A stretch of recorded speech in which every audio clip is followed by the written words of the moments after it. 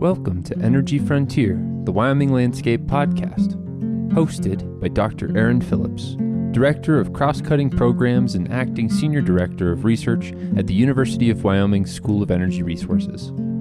The show highlights SER's role in supporting our mission to promote energy-driven economic development in the state of Wyoming. Welcome back to Energy Frontier, the Wyoming Landscape.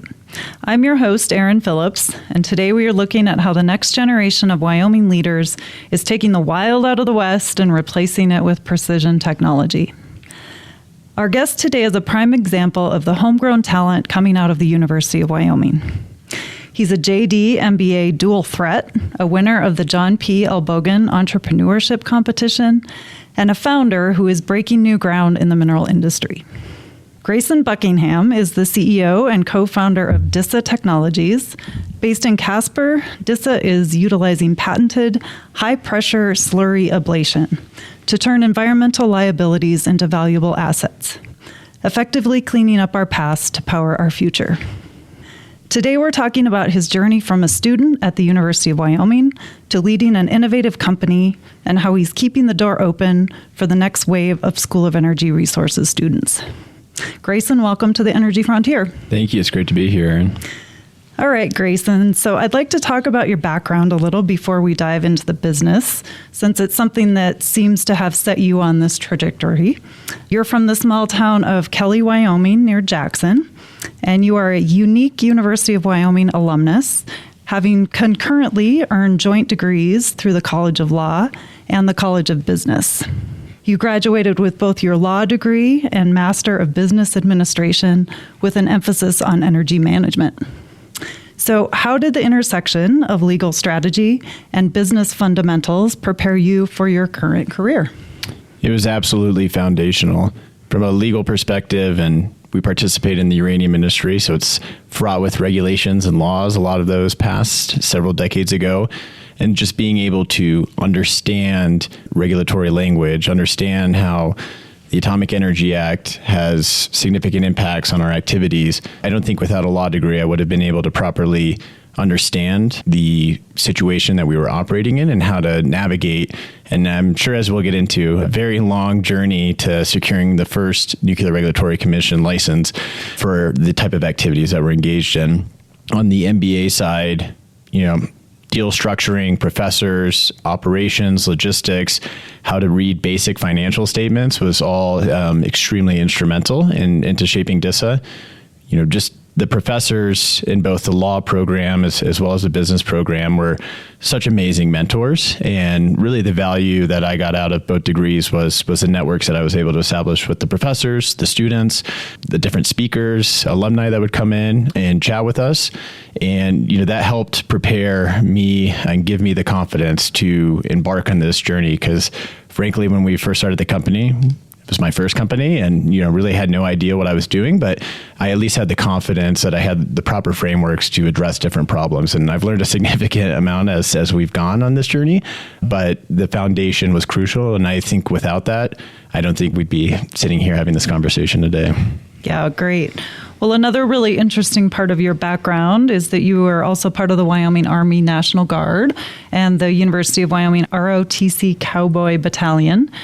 How did the leadership skills you learned in ROTC influence your approach to managing a team? ROTC, more than anything, taught me grit. While I was pursuing my JD MBA, I was able to accomplish that in 3 years, and that meant taking a lot of credits and, may have even had to persuade to get an exemption so I could take, I think I was taking, 18 to 25 credits a semester, and it was, a significant amount. But ROTC, I had to wake up every single morning at 5 a.m. We did Army PT, then there were ROTC classes on top of that, plus lab, plus weekends where we'd go do Army training, mostly at Camp Guernsey. And on top of that, I was also part of the Army National Guard concurrently while doing the ROTC program. So I had to go on drill every single, 1 weekend a month, plus several weeks in the summer.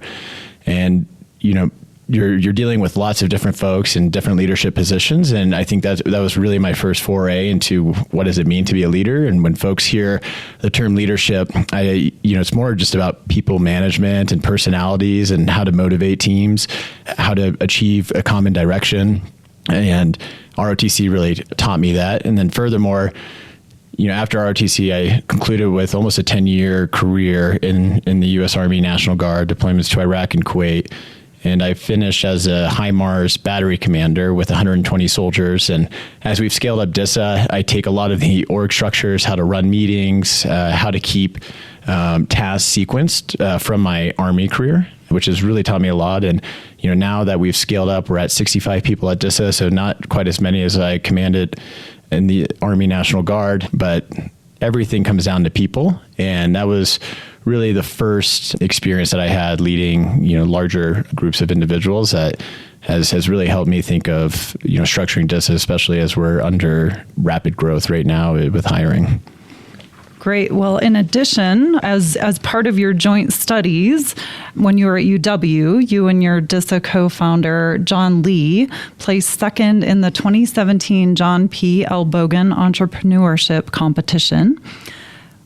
Tell us a little bit more about this program, and was there a specific moment during that competition that you realized this isn't just a school project anymore, this can become a company?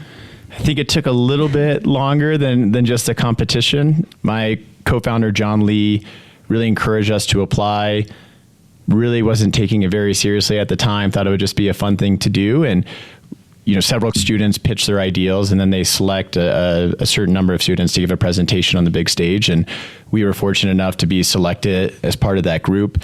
And, after we placed second, that came with a check, which was exciting.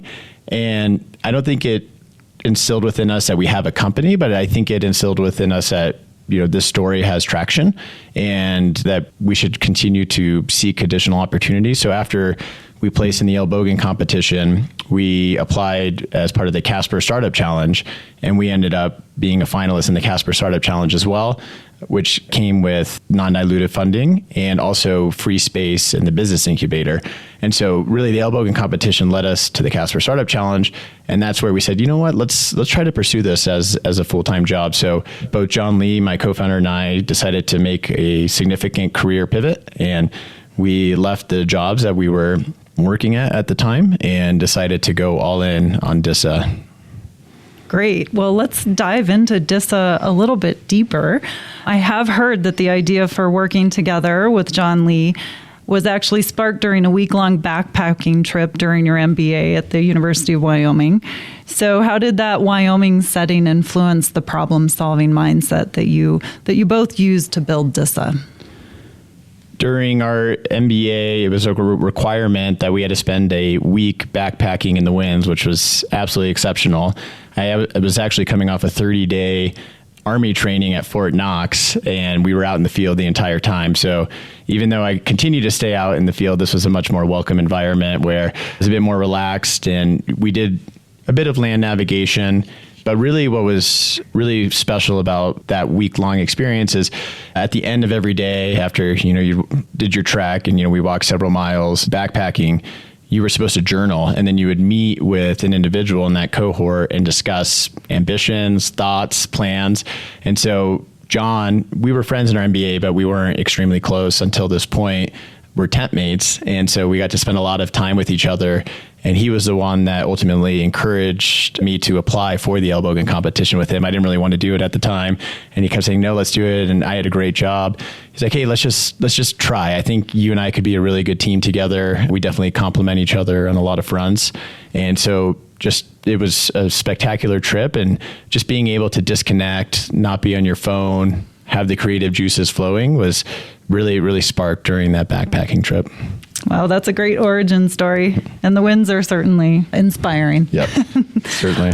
All right. Well, tell us a little bit more about what DISA does and what the mission of DISA is. So DISA is short for disassociation, and what we do is disassociate composite materials into their discrete subfractions. So in layman's terms, we make it easier to separate valuable minerals. So we have a patented technology called high pressure slurry ablation, and we've consistently added to our IP portfolio, which has been quite exciting and a learning experience in and of itself. And there's two major focuses where our technology can be deployed. One is in mineral processing.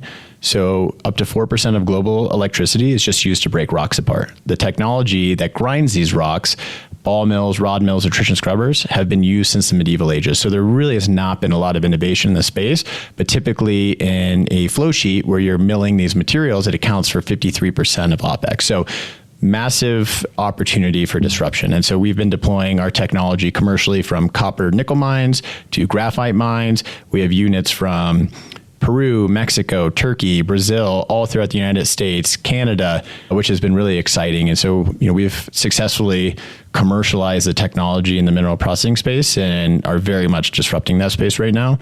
On the abandoned uranium mine front, which we use the same core technology, different business model, the US EPA estimates there's approximately 15,000 sites associated with abandoned uranium mine waste. And after a very long journey, we are now the only NRC licensed technology that can remediate and recover the uranium from those sites. And we're also separately validated by the US EPA in a very lengthy study that we conducted on the Navajo Nation, and then a separate verification study by Idaho National Labs. So there we're focused on remediating all of these legacy sites that were mined during the Cold War and helping to recover that uranium so we can recycle and put it to productive use while also restoring those lands. Great. Well, let's talk about that a little bit more. You mentioned that your technology converts an environmental liability into an asset. Can you walk us through kind of how you can take waste material and find the hidden value in it and why that's so important in the United States and the world right now? Yeah, absolutely. And so from what we know from the U.S. government, we know where the sites are, but we don't know how big they are. We don't know the levels of contamination in a vast majority of these sites. So we've got geology teams and land teams in particular that spend a lot of time surveying these sites. We characterize it. We try to understand the mineralogy, the levels of uranium. And once we have a good understanding of that, we'll test it through our HIPSA technology. The way HIPSA works is we effectively take the material. It needs to be, in most cases, less than 3/4 of an inch small, so a percentage of it may need to be crushed. We introduce it into slurry, so it's about 60% water, 40% solids, and we use high-pressure pumps to shoot those slurries at each other to create these particle-to-particle collisions, which then breaks that material along its phase boundary lines. So what's unique about our technology versus conventional technology is you typically will use an external media. So ball mills, for example, have ceramic balls that they use to grind everything down, and they don't achieve what's called selective liberation. So they just grind down to a certain size, typically super fine. And that's where all that intensive energy consumption comes in. What we're able to do is liberate the material selectively along their phase boundary lines so that you're just separating those valuable minerals from the gangue material, and then you get better separation and better recovery. So imagine a tennis ball being covered in mud and shooting those tennis balls at each other. The mud breaks off, but the tennis ball stays intact, and that's what's unique about our technology. And the mud in this case would be where the uranium and other contaminants are, and then we can just separate it by size and get a very high recovery rate with minimizing the amount of waste. So typically in our operations, we reduce the amount of material that you would have to handle by 80%. So now 80% of the material is clean, can remain on site, and then you can take 20% of that original waste volume and then recycle it and put it to productive use. Okay, so really improving efficiencies. Yep, exactly. So when you have an idea, how can you leverage different resources to bring an advantage to your product or your idea? So when we first started DISA, it was just a concept. So, you look at the technology readiness level and it's 1 through 9. We were at a 1.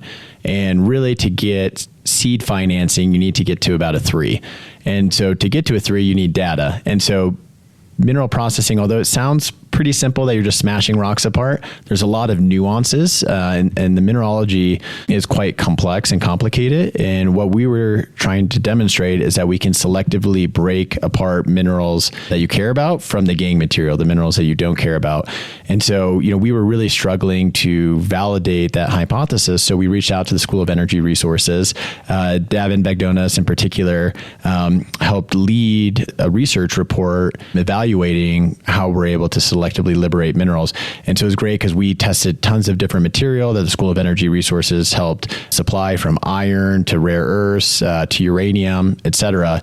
And we ran that material through our system, and the discharge after the breakage, you need to use extremely expensive technology and microscopic technologies called SEM to evaluate that breakage. And so the University of Wyoming had those resources, and they were able to properly analyze the breakage that was happening within our system to validate our hypothesis. And so by having that report, it allowed us to go to places like Idaho National Labs, investors, the US EPA, and say, hey, look, we're actually breaking these minerals apart like how we're claiming to. And so that was really like that first stepping stone. And so when you're trying to advance a new technology, that validation piece is crucial. And so, folks that are in Wyoming, the University of Wyoming is the first place to stop. And if you're in the energy space, it's the School of Energy Resources. Great. Well, we're so happy that SER could be in on the early stages at DISA. And I started work at SER in 2017 and remember that work going on between DISA and Dave-Bagdonis. So it's been really fun to watch your path over the last 9 years. Yeah, and it's super special to be here and think about that first time we met and to where we are today. And so thank you for all your support along this journey. All right. Well, many tech startup companies head for the coasts here in this country, but DISA is headquartered here in Casper, Wyoming. What strategic advantages does being in Wyoming provide for a company focused on mineral processing and remediation? Yeah, it's funny. A lot of our investors are from the coast, from San Francisco to Vancouver to New York to Houston, and we'll have CEO meetings of the different companies that they've invested in. And when everyone introduces themselves, it's almost always from those locations. And so when I get to say, I'm from Wyoming with pride, everyone looks at me because it's rare for people to attract significant amounts of venture capital if you're not located in those major VC cities. And you know what? Our first major investor, before investing, told me he was very skeptical about us being able to grow a sizable company in Wyoming. He said, I don't think you've got the workforce.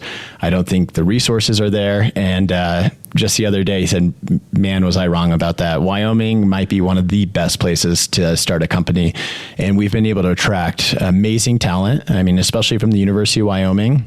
A ton of amazing students that are coming out of here that we continue to hire. And so not only is there a capable workforce that understands energy and understands how to work hard, but Casper, where we're based, largely supports the oil and gas industry. And a lot of those services are fungible to what we're doing. So from fabrication to automation and electronics, that's all in Casper. And they're supporting the oil and gas industry, but that can easily be used in the mining industry. So we've been able to rely significantly on our vendor base. In fact, we were fortunate to receive a Wyoming Energy Authority investment last year.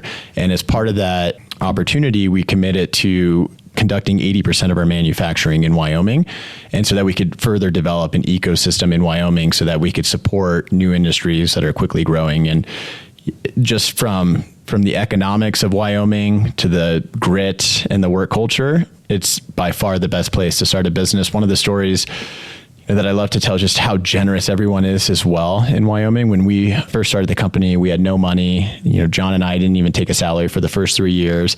And a lot of this hardware is quite expensive, several hundreds of thousands of dollars.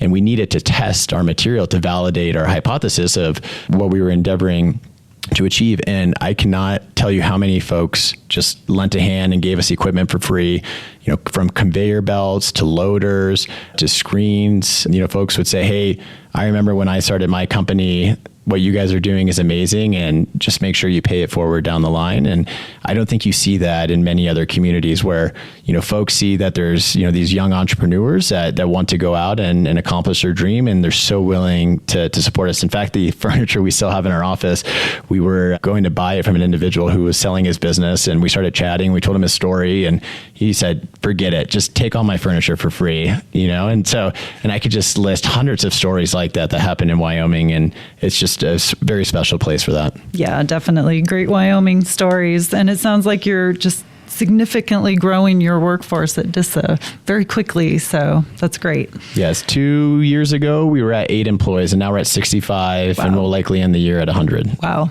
Yeah. Well, since we're talking about Wyoming, let's talk a little bit more about applications in Wyoming. Wyoming has obviously a significant history with uranium mining, and with many abandoned sites in the West, as you referenced already. How can DISA's technology specifically address the remediation of these legacy sites while bolstering our current energy independence? Yes, for uranium specifically, we're in trouble. The United States, that is. We import over 97% of our uranium. Our supply chain is not robust. Our current demand for uranium is 56 million pounds a year. And over the last several years, we've produced less than 1 million pounds of uranium. A large portion of that uranium originates in Kazakhstan and Russia, not our greatest partners.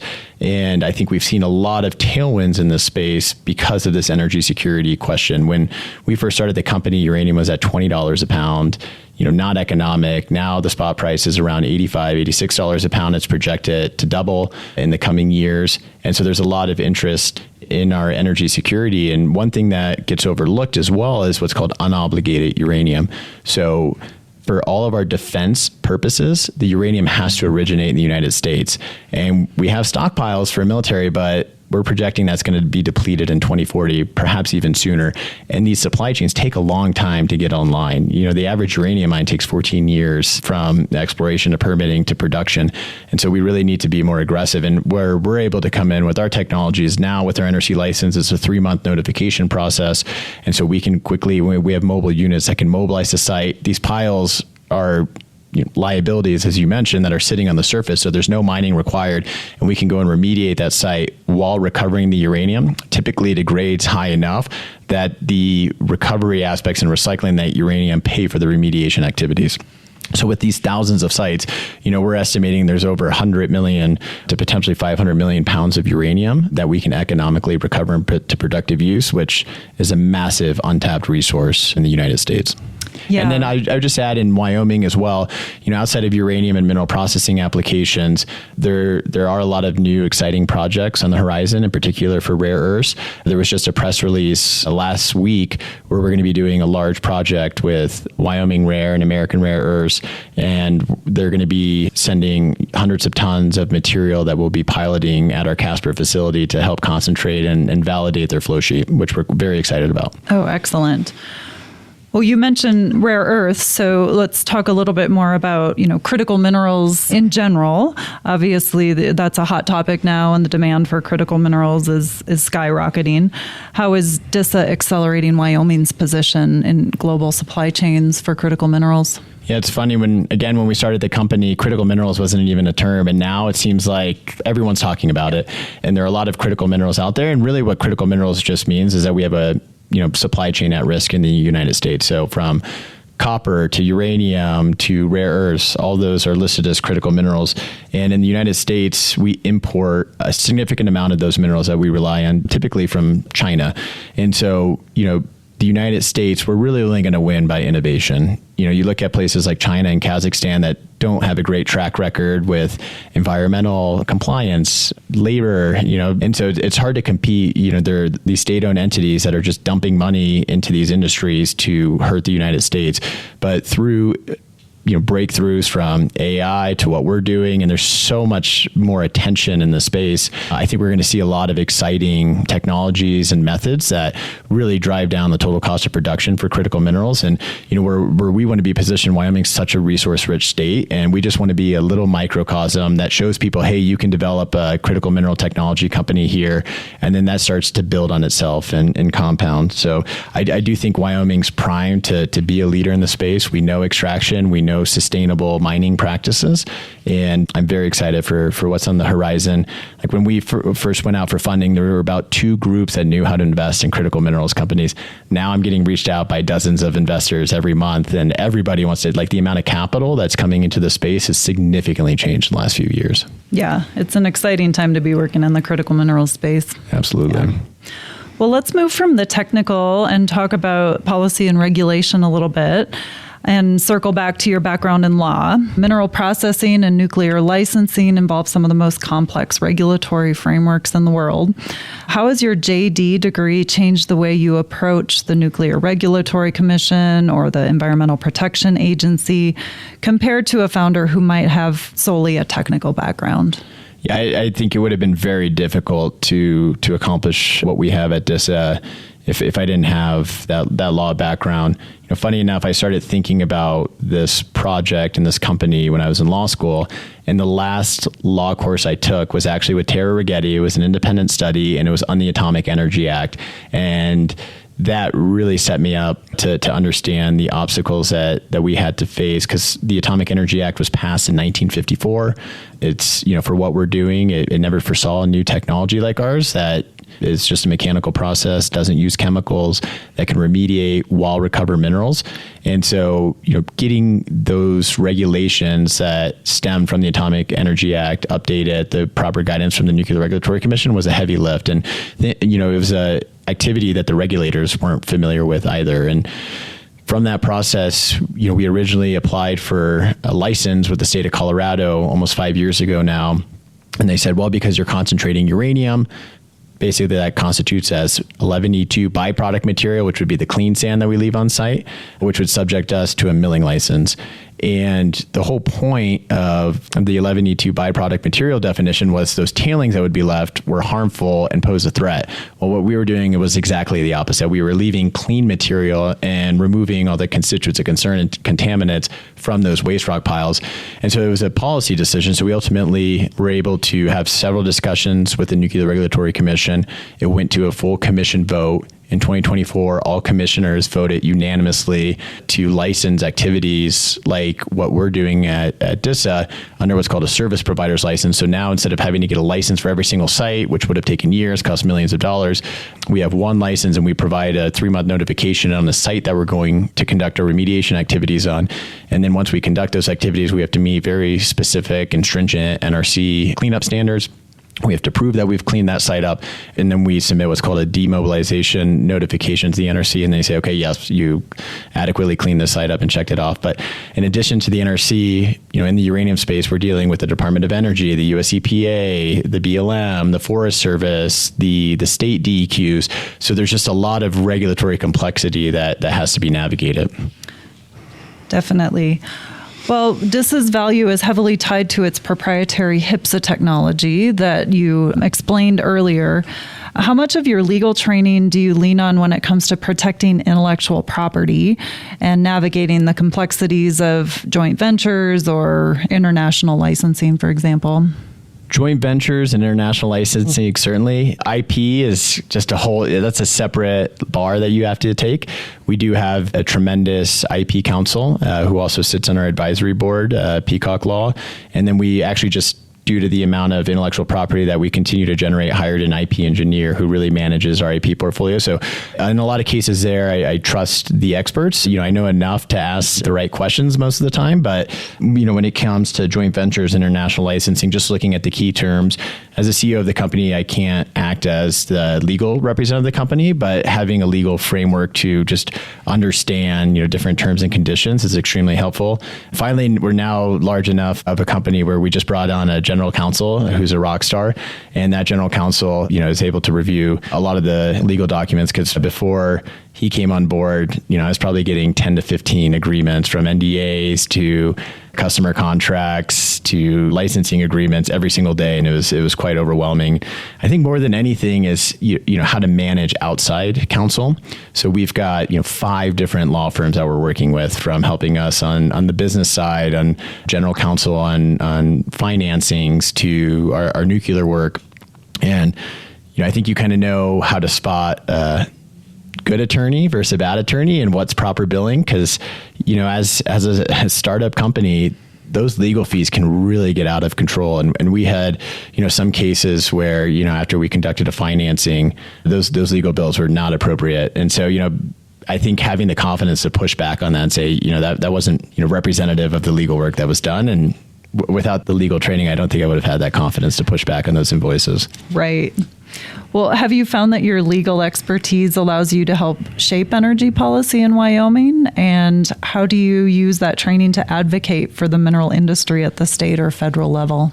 Yes, I'm probably in DC once a month. There's, especially in, this current administration's been great about finding innovative ways to extract critical minerals. There's been a lot of attention to tailings and what we're doing, waste rock piles, for example.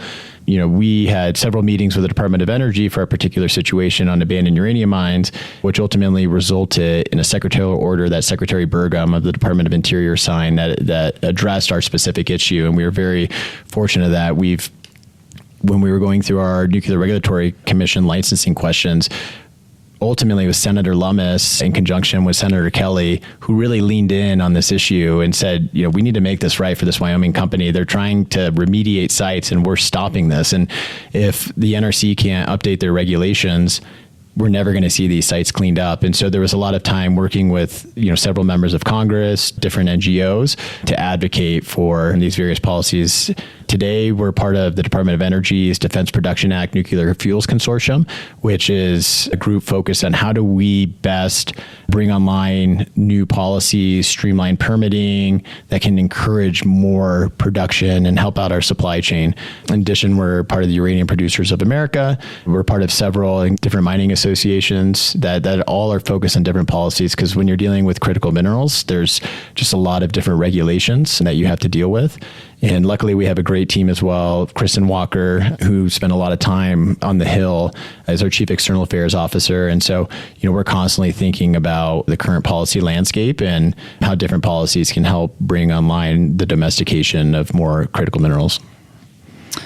Well, clearly you're a very strong leader, so I would like to now move on to talking about leadership and investing in the next generation. And you've also clearly stayed really connected to your alma mater, speaking at conferences. In fact, I just saw you speak today on a panel here at UW, volunteering your time, collaborating on projects, and inspiring the next generation of students. So how does that spirit of community at UW translate into the company culture that you have at DISA?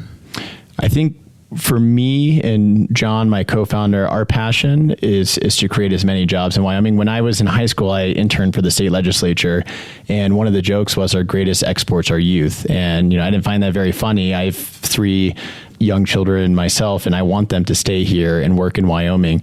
And so, when we created DISA, our goal is to have at least 100 jobs here in Wyoming. Like from day one, that was our goal. How can we get there and just play one small part? And, there's several other companies doing that here in Wyoming, so that we continue to keep those that are educated here, that grew up here in our state, because there's so much to offer here, that I'm obviously biased and I'll die in Wyoming. But how do we keep people here and not leaving to go to Colorado, Texas, et cetera, for jobs? And, the experience at Wyoming and at the University of Wyoming really instilled within us a passion to remain here. For example, one of my professors during my MBA, after John and I, a few months into the company, he mailed a $50,000 check to us. And I opened it up, I said, "Hey, we're not even raising money. Why did you mail us a check?" He goes, "I know you guys need it." He goes, "Once you do a financing, I'll go in on whatever terms that financing is." And it was just, such an incredible moment where you have someone that believes in you, that are so connected to people even after they've graduated, that make us want to stay here and, help that next generation of leaders that come out of Wyoming. So hopefully, one day I'll be able to write a $50,000 check in the mail to the next, to a promising entrepreneur here in Wyoming. All right. Well, you're clearly passing it on. You've recently hosted School of Energy Resources students for tours in Casper, and I know that you've had UW interns at DISA. Talk a little bit more about why it's important to you to provide that on-site experience to students while they're still in their academic careers. When I was doing my JD MBA, one of the courses that I was taking required an energy trip where we spent a week going around the state viewing, our Trona facilities and operations, to oil and gas, to, everything that Wyoming was offering in the energy industry. And it really struck me that there's a lot going on here in the state. And, you drive by these facilities, you don't even really appreciate what they're doing, how they're contributing not only to the Wyoming economy, but to the U.S. economy. And that really made me believe that there's enough resource here in Wyoming and enough expertise where you can grow a strong business. And so I think students, visiting our facility as well as all the other, energy operations throughout the state helps them understand everything that's going on, because it can be easily past. And so that's one important reason. The second important reason for hosting students is, our best pipeline are students from the University of Wyoming. So if they can come, see our team, see all the energy that we have, touch our equipment, understand the operations, hopefully that sparks something in their minds where, when they come, when they're close to graduation, they reach out. we've had a lot of interns over the years. Like sometimes we'll have internship classes as many as 10 students. And that really helps us understand too, what's the work ethic of the student? Do they understand what we're doing? Would they be a good hire? And so, a large majority of our interns have taken up full-time positions at DISA, and it's just a seamless integration. So, you can understand that individual before they come in. Those on-site tours, typically after that, we'll have several students apply for internships. So it's been very helpful for our workforce development. Yeah, those experiences in the field are so important. Well, Greyson, you have had this really fascinating entrepreneurial path. What advice do you give to SER students who want to follow a similar path in the energy sector? If I could go back in time, I probably wouldn't have gone right into DISA right outside of school. Obviously it's hard, hindsight's 2020, and I've learned a lot on the way. I would encourage folks to go into an industry that you're really passionate about and spend several years there and understand the problem. We've had a lot of fast growth the last 2 years, but the first 6 years were tough. And, in that time, there were a lot of learning curves that we had to get up to speed in. And I think, if you can go work for a great company and learn a lot about what they're doing in the space that you're in, then you can quickly identify problems within that space and then find a solution for that problem. So that would be one piece of advice is, cut your teeth in industry before jumping out and starting your own business. And, the second piece of advice is don't give up. There were a lot of dark days in the beginning where when you start out as an entrepreneur, you get told no 99% of the time. Now I think it's maybe 60% of the time we get told no, but in the beginning, no one believes in what you're doing. It's tough to get investor support. It's tough to get regulatory support. It's tough to get customer support because you haven't proven a product. You're trying to sell a dream. And I remember the second time we were turned down to get the appropriate ruling for our NRC license, I wanted to throw the towel in. And, I had a chat with my team and who's now our Chief Regulatory Affairs Officer, who helped us navigate the NRC process, said, Greyson, we're going to get this done. And I'm so glad I listened to his advice because, now looking back on it, it was all worth it. But there's a lot of grit. And, I think when you look at all entrepreneurs, they're all so different in their skill sets, how they think about things, their leadership styles. But there's one quality that every entrepreneur, has in common, and that's perseverance. And so, if you're going to go dive into an opportunity and try to scale something, you need to have a lot of perseverance because you're going to be told no a lot. All right. Well, that's excellent advice. Greyson, thanks again so much for your time today. You're clearly deeply rooted in the state of Wyoming. So we'll wrap up by asking you where your favorite place in Wyoming is and why. Yeah, that's a hard question. Obviously biased to a couple of places. More than anything, I love the fact that, we are the least populated state and we don't have to deal with traffic. You get outdoors. Where my family lives in Kelly, Wyoming, it's one of the most incredible spots. There's no cell service. It's probably the only place in the world where I can really disconnect. But Casper, that's where my children were born. That's where we've scaled up this company. You've got the beautiful Casper Mountains, you've got the Platte River, and you've got a lot of folks who are really trying to advance a lot of different solutions, a lot of economic activity happening within Casper. And, it's probably a place that I'll call home for the rest of my life. All right. That's great to hear. Well, thanks again, Greyson, and thanks to our listeners, and we'll see you next time. Yeah. Thank you so much for having me, Erin.